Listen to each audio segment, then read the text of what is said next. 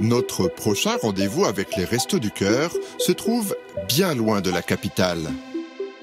Là où la précarité se cache parfois à l'abri des regards, mais où elle est pourtant bien présente, dans nos campagnes.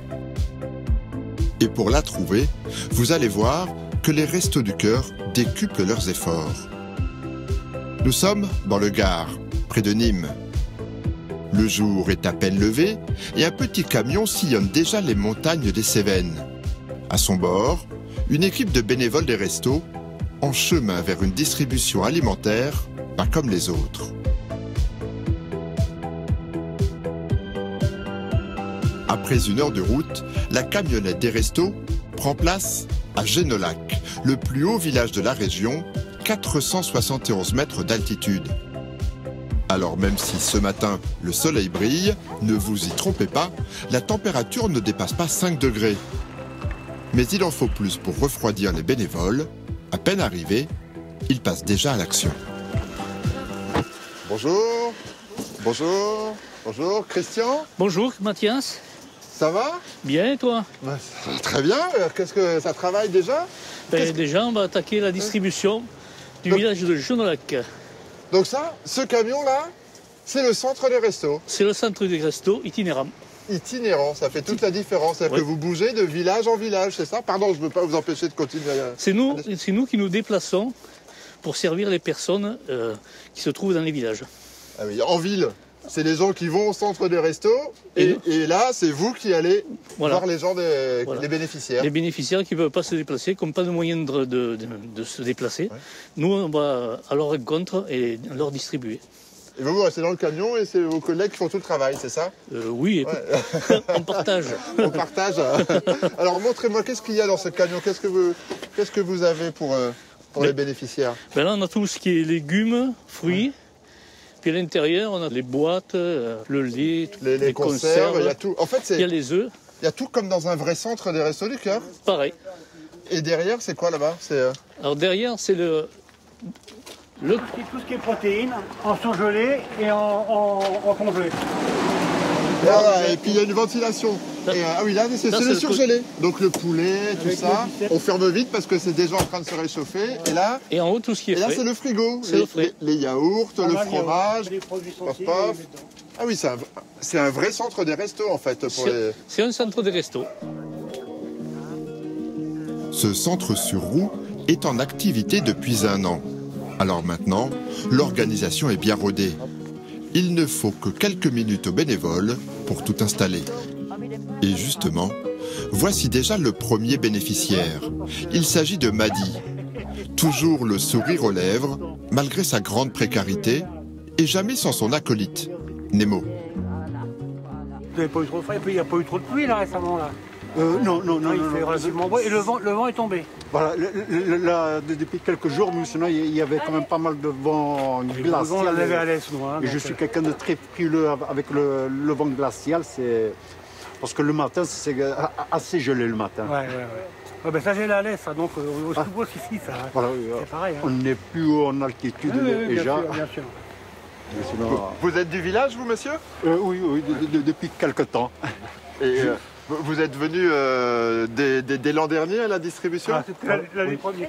Et il est toujours en tête le mardi quand on arrive ici. Il est là, avec son petit chien. Il est à l'heure. Ouais. Et on vient promener le chien aussi. Voilà, et en même temps, au passage, on vient pour recueillir un peu de l'aide. La première fois que le camion des Restos du Cœur est venu ici, qu'est-ce que vous vous êtes dit? Que c'était un peu rare de voir des Restos du Cœur dans des petits villages. Je ne m'attendais pas qu'il y ait trop d'aide solidaire dans des petits villages. Et j'ai apprécié que dans un petit village comme ici, on puisse aider les gens qui étaient un peu en difficulté financière ou même sociale. Et comme depuis 3 ans, moi j'ai des petits problèmes sociaux, alors je trouvais bienvenue cette aide du Resto du Cœur. On va vous laisser prendre votre distribution. Allez voir.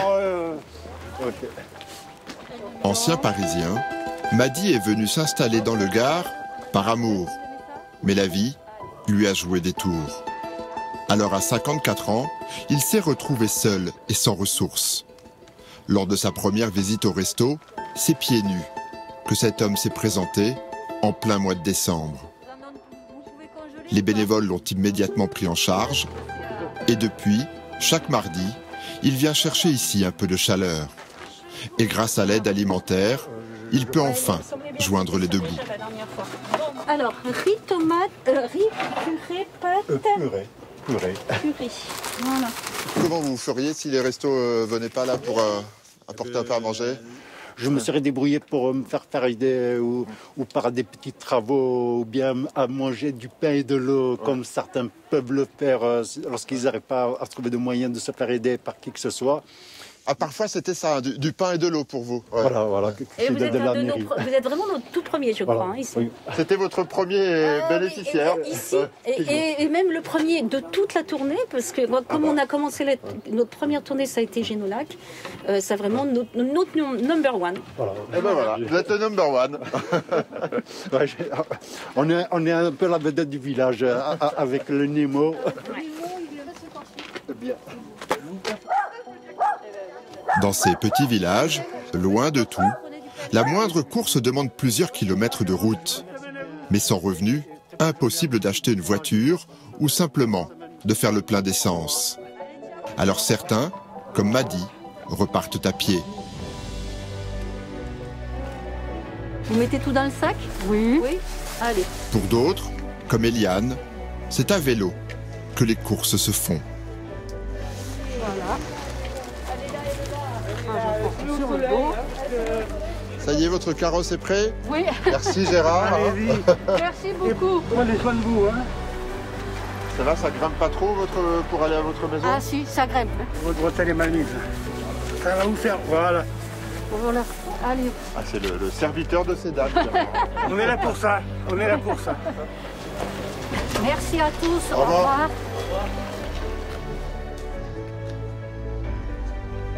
En se rendant sur place, au cœur des villages, les restos réduisent les distances géographiques, mais pas seulement. Ils réduisent aussi les distances entre les hommes.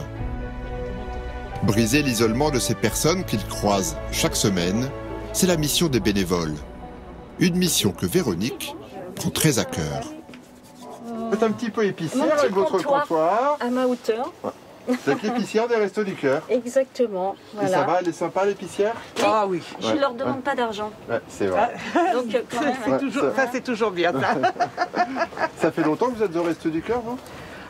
Alors moi, ça fait 5 ans que je suis au Resto du Cœur et j'étais obligée d'aller à Villefort, C'est où Villefort? département d'à côté. Donc c'est loin. C'est à 20 km. Ouais. Alors, c'est vrai qu'on essaye au maximum de faire du covoiturage, mais c'est pas toujours facile. Quoi, hein. Ah, moi je reprends du curry parce que c'est très bon. Ah, vous avez vos petits trucs préférés? curry, lentilles et pois chiches. Ouais, donc. vous les gâtez bien, dites donc, hein, belle épicière, là. Ouais. C'est vrai Oui, que effectivement. pour une personne seule, on peut manger et on peut inviter à manger parce qu'on a vraiment... Invité, ça c'est important? Ah oui. Parce que quand on sait on oublie peut-être, mais que quand on est dans la précarité, ben c'est plus compliqué d'entretenir une vie sociale, c'est ça? Ben oui. Pourquoi? On peut pas inviter, on peut pas payer un apéro, on peut pas organiser n'importe quoi en fait. Voilà, c'est ça. Bon, il nous propose pas des apéros. Hein. Non, Pas les apéros. Et ça fait du bien de pouvoir de nouveau avoir une petite vie sociale, inviter des amis grâce aux quelques produits des restos. Exactement. Bon, la pauvreté, ça vous isole, hein, de toute façon. Hein. J'ai presque envie de dire, c'est une obligation puisqu'on peut pas rendre. Et la pitié, à un moment ou à un autre, la pitié, elle est difficile à vivre. Voilà, c'est ça. Hein, donc. Et donc ça vous enlève cette impression-là, comme si vous étiez de nouveau, comme avant, comme tout le monde. Oui, voilà, comme tout le monde. Je peux échanger au lieu d'être que dans un sens. Il y a un échange. Voilà. Au lieu de que prendre, il y a l'échange. Voilà. Et c'est vrai que, voilà, les Restos du Cœur, c'est vrai que c'est dommage qu'ils soient encore là, comme Coluche l'a dit. Hein. Mais tant mieux qu'ils soient là, en tout cas, pour le moment. Voilà. Ouais. Mais c'est vrai que je pense que ça serait vraiment très très dur. Hein. Profitez, Gégé, du costaud. Hop. Bon, allez, on vous laisse finir votre distribution. Voilà. Bonne semaine, Merci madame. beaucoup. Allez, Bon courage, à la semaine à prochaine. la semaine prochaine. Il est maintenant 11h30. Louise était la dernière bénéficiaire de ce matin à Genolac. Alors il est temps pour l'équipe des restos de reprendre la route. Aujourd'hui, le camion parcourra une centaine de kilomètres entre les montagnes de Cévennes. Et c'est comme ça, 3 fois par semaine, depuis 1 an. C'est la montagne, les arbres. Oula, et les virages. Les virages. Les virages, il faut être concentré là. Au volant, il y a Christian. Ce retraité des charbonnages de France a consacré sa vie à cartographier cette ancienne région minière. Il la connaît par cœur. Alors naturellement, c'est à lui que les restos ont demandé de monter ce projet de centre itinérant. Comment c'est venu en fait l'idée de ce camion itinérant? On a regardé un petit peu dans la région où ça serait le plus intéressant. Et cette partie-là, c'est vrai qu'elle est mal desservie, quoi. C'est-à-dire prospecter, vous avez vu là où il y avait le plus de besoins Là où il y a le plus de besoins, où c'est le plus éloigné. Parce que normalement, ils étaient reliés au centre de Bessèges qui est à 30 km. 30 km sur des petites routes comme ça, sinueuses, c'est très difficile. Oui, puis il faut avoir une voiture, ce n'est pas le cas de tous les bénéficiaires. Voilà, il faut avoir une voiture. Et puis même ceux qui n'ont pas beaucoup de moyens, rien que de prendre la voiture pour aller se faire servir dans un centre, c'est pas possible, quoi. Ils n'ont pas les moyens de prendre la voiture. Vous vous souvenez de ce que vous vous êtes dit lors de cette première distribution, il y a un peu plus d'1 an maintenant, où enfin, voilà, après tous ces efforts, vous avez pu mettre en place cette première étape de la distribution itinérante? J'ai ressenti un sentiment de fierté parce qu'il y a un vrai besoin. Parce que c'est pas que la nourriture que vous apportez. Non, c'est pas que de la nourriture. Ça peut être des problèmes qu'ils ont, on discute avec eux. Pour ramener un peu de vie, quoi, en fait. On ramène un peu de vie, oui. Discuter avec eux, voir les problèmes qu'ils ont, essayer de voir si on peut résoudre ou les aider dans les démarches de papier, autre que distribution alimentaire. On rigole, puis on parle de tout et de rien, mais ça leur fait du bien. On sent que ça leur fait du bien. 15 minutes plus tard, deuxième arrêt, le village de Lajas. Et ça recommence. Table, tréteau, cajot, en quelques minutes, tout est installé. Ah ben ça je vais prendre, c'est long pour ces petits bras, la même mère là. Ouais. Les mêmes gestes, mais pour de nouveaux visages et de nouvelles histoires. Comme celle de Sylvie. À 60 ans, veuve et à la retraite, la pension de reversion de son mari ne suffit plus pour tenir jusqu'à la fin du mois. Alors l'année dernière, elle s'est résolue à demander l'aide des restos. Mais ses premiers pas de bénéficiaire ont été une véritable épreuve. Bonjour madame. Bonjour. Ça fait longtemps que vous êtes au Resto du Cœur? Ça fait la deuxième saison. Vous habitez ici, dans cette zone-là, dans les petits villages des montagnes. C'est pas simple, j'imagine, du coup, quand on a... Non, c'est pas simple de faire la démarche, déjà. Mais bon, pourquoi? Parce qu'on a quand même notre amour-propre et notre dignité. Voilà, c'est grâce à Nadia de la mairie de Chambrigot, c'est qui est une amie qui vous a alerté que les restos. Le forcing carrément. Vous vouliez pas venir au resto, vous? Que je fasse un dossier. Vous vouliez pas venir? Non. Mais pourquoi? Parce que je me débrouillais. Mais comment vous débrouillez? En faisant je mangeais pas de viande tous les jours, voilà, on est résistant à Cévennes, on résiste. Mais là c'est quoi? C'était de la fierté, de l'amour propre? Oui, pour ma dignité, j'avais pas, voilà, c'est dur, c'est compliqué. Parce que bon, moi j'ai de la famille, même vis-à-vis de ma famille, c'est pas simple non plus. Mais je sais qu'ils sont là et si j'ai vraiment besoin que je sois dans une grande détresse, ils seront là et ils me soutiendront. Mais tant que c'est pas la grande détresse, je veux me débrouiller toute seule. Vous comprenez ça, cette gêne qu'il peut y avoir à venir au Resto du Cœur? Bien sûr, je trouve que c'est même courageux. C'est très courageux de faire la démarche de venir. Moi-même, je ne sais pas si je serais capable de la faire. Voilà. Ah oui, mais vous êtes bénévole pourtant. Je suis bénévole, mais je ne suis pas bénéficiaire. En tant que bénéficiaire, je ne sais pas comment je vivrais cette démarche. Voilà. Donc nous, on essaye de les mettre à l'aise par rapport à ça, et je crois que maintenant, ils le sont. Hein, donc, voilà. Jamais j'aurais pensé venir au Resto du Cœur. Moi, quand j'habitais dans une situation normale, on va dire, entre guillemets. C'était quoi une situation normale? Un salaire, un ouais. travail. Je donnais au Resto du Cœur et je disais, toujours quand je donnais, je disais, peut-être ce sera moi un jour qu'elle aurait besoin. Ouais. On dit ça, mais on pense que ça n'arrivera jamais, en fait. Voilà, exactement. Et puis vous, c'est arrivé. Voilà. Oui, parce qu'on tombe d'un coup. Hein. Ah oui.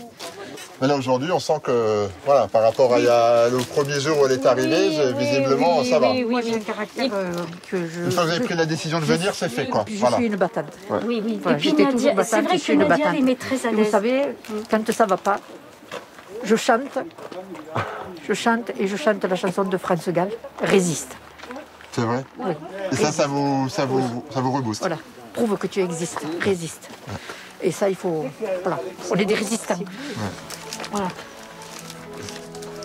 Grâce au soutien des bénévoles, Sylvie a transformé sa pudeur en courage. Il m'a dit de me donner mes coordonnées, qui me joindraient pour la carte, parce qu'il disait que c'est pas normal qu'on m'ait baissé mon allocation l'autre jour. Je lui signale. D'accord, merci. Voilà, bonne journée. À mardi prochain. À mardi prochain, sans problème. Au revoir. Au revoir. Mais parfois, la honte reste insurmontable. Dans ces petits villages où chacun connaît son voisin, la discrétion est donc essentielle. Alors à la fin de cette deuxième distribution, les bénévoles reprennent la route à bord de leur camion blanc, presque anonyme. Ainsi, les restos traversent de nombreux villages sans attirer l'attention. Il est midi, les bénévoles terminent leur tournée à Chamborigot. Ici, la mairie leur met à disposition un recoin bien à l'abri des regards. Dis donc, Véronique, on est un petit peu à l'écart là ici. On est un peu caché, non? Et oui, on est un petit peu caché. C'était volontaire? Oui, c'était voulu. Voilà, Pourquoi? parce que sinon on était sur la place du village, un peu trop à la vue de tout le monde. Donc cet endroit-là nous allait bien. En plus, on est gâtés parce qu'on a aussi une petite salle à proximité, on a un branchement. Et l'idée, c'était pourquoi il fallait pas être sur la place du village? Protéger un peu l'intimité des gens, quoi. La Voilà. gêne, parce que La sinon vous gêne, pensez qu'il y a voilà. des gens qui n'auraient pas osé venir demander de l'aide au resto? Bien sûr, bien sûr. Ça, c'est le fait des petits villages? C'est le fait des petits villages, exactement. Donc ça a été une de nos premières revendications, ça, d'avoir des lieux où on pouvait... Un peu caché, un peu à l'écart, où les gens peuvent venir librement. Et les gens nous disent qu'est-ce qu'on est bien, ici on nous voit C'est vrai? pas. Ouais. Oh, je vais vous prendre ça pour la petite. Moi, je suis pas gâteau, mais bon. Bonjour. Excusez-moi. Véronique nous expliquait que c'était important que la distribution se fasse un petit peu à l'écart. Oui. Pour vous, c'était important ça si pour- c'était sur la place du village? Non, je ne serais pas... Ah bon? Vous Non, ne seriez non. pas allé si Non. c'était sur la place du village? Ah, non. Parce que là, c'est renfermé. Et à moi, le regard des gens. Et vous savez, on ne sait jamais ce qu'ils pensent, les gens, en vérité. Mais vous pensez qu'ils vous jugent? Pour moi, oui. Maintenant, on ne peut pas savoir. Mais s'ils jugent, vous pensez qu'ils pensent quoi de vous? Parce que si Que vous je fais avez- rien pour arranger les choses, que je travaille pas, que... Que c'est de votre faute, en Voilà. Et on ne peut rien dire par rapport à ça. fait. Que fait que vous gêner de vous dire que les gens pensent ça de vous? Pas forcément, mais bon, j'ai ma fille, j'ai mon mari. Et bon, mon mari, il est retraité, il est malade. J'ai ma fille qui est handicapée. Et j'ai Mais- pas de permis, j'ai rien. Et dans les petits villages comme ça, de toute façon, si on n'a pas de... de permis, c'est foutu. C'est foutu. Hein. Oui, c'est foutu. Vous êtes un peu coincé ici, en fait. Oui, quoi, je suis ça. coincée. Ouais. Qu'est-ce que vous avez envie de répondre à ces gens qui pourraient vous juger de vous retrouver dans une situation difficile Que comme ça ça? peut leur arriver. On ne sait jamais ce que nous réserve la vie. On ne choisit pas Non. d'être dans la précarité. Voilà. Si je pourrais aller travailler, j'irais en courant. Est-ce que vous croyez que ça m'arrange à venir ici? Non, je viens parce que je ne peux pas faire autrement. Autrement, on me donne du travail, j'y vais en courant. Puis bon, moi j'ai un certain âge, maintenant, je pense pas que le travail, je vais en avoir. Hein. Voilà. Mais en tout cas, je suis contente de les avoir. Et de les avoir ici, dans ce petit... Et de pouvoir discuter avec eux. Ouais. Il n'y a pas que prendre la nourriture. Ah non. On a besoin d'eux, ils sont là. Ouais. J'ai le numéro de téléphone, j'ai un conseil ou n'importe quoi à leur demander. La dernière fois, j'avais pas de meubles, ils m'ont aidé. Parce qu'ils parlent entre eux et... Oui, il y a un vrai réseau de solidarité. Voilà. Quoi. Et ça, c'est très bien. On est content de les avoir, hein, croyez-moi. Ouais. Au revoir. Passez une bonne journée. Merci vous aussi. Merci. Alors, Chaque semaine, l'équipe de bénévoles du camion vient en aide à près de 120 personnes dans ces petits villages des Cévennes. Et le nombre d'inscrits augmente chaque jour. Alors partout en France, les Restos du Cœur ont décidé de doubler le nombre des petits centres itinérants pour ne laisser personne sur le bord de la route.